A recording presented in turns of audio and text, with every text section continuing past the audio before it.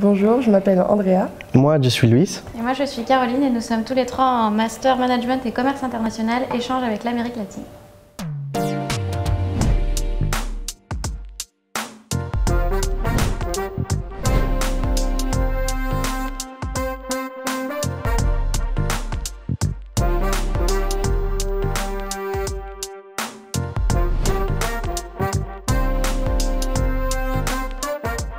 Notre formation au master, il y a une base en commun avec les autres masters.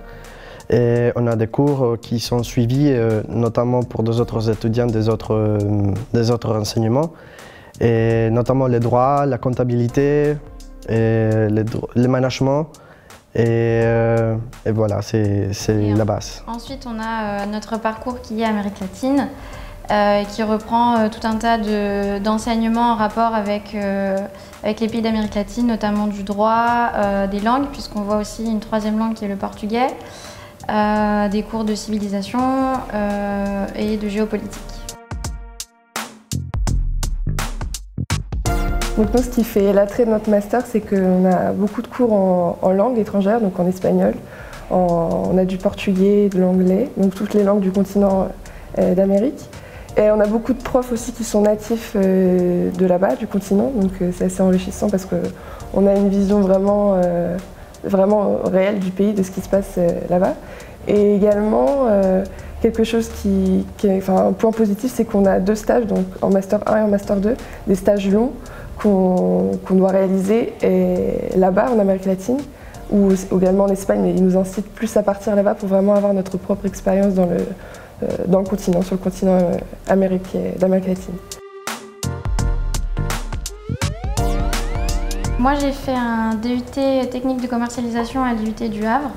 Ensuite, j'ai eu l'opportunité de partir 1 an en Colombie. Et pour garder ce lien avec l'Amérique latine, j'ai décidé de faire ce master. Et donc, c'est pour ça que je me suis retrouvée en Master Management avec l'Amérique latine. Moi, à la base, j'ai fait une licence en commerce international à l'Université de Bogotá, Jorge Lozano. Je suis colombien, je voulais faire un master et j'ai choisi l'Université de Havre pour faire ce master et avoir une autre vision au niveau culturel de l'Europe et notamment de la France. Moi, je viens d'une fac de droit, donc j'ai fait une licence de droit avant d'arriver dans ce master.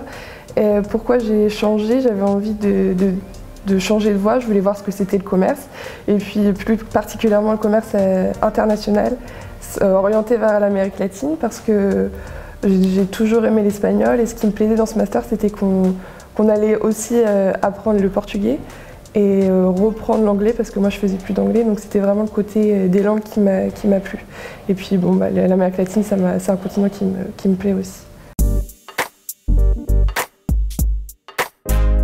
Concernant la vie d'étudiant de l'Université de Havre, on peut trouver le multiculturalisme. L'université est réputée pour être une des universités qui accueille les étudiants étrangers, notamment les plus nombreux, qui viennent de tous les pays de l'Amérique latine, l'Asie, l'Afrique. Et concernant la vie étudiante en soi, on peut ressentir que les étudiants se trouvent autour des activités, notamment la semaine de l'Amérique latine. C'était un plus gros succès dans notre master. Et ça nous a permis de nous retrouver dans un ensemble, de voir des choses en commun qu'on pouvait trouver des points en commun. Et la vie est vraiment rythmée autour de plusieurs différentes associations d'accueil des étudiants, ou bien pour la vie étudiante globalement, où on organise des soirées ou des activités culturelles qui viennent rythmer vraiment notre quotidien à l'université. Alors pour la suite, moi j'ai envie d'avoir un petit peu plus d'expérience professionnelle et après créer ma propre boîte de conseils aux exportateurs et garder un lien entre la France et l'Amérique latine. Moi j'ai postulé à un programme d'assistante de français en Amérique latine, et donc c'est un programme qui consiste à donner des cours de français dans une université.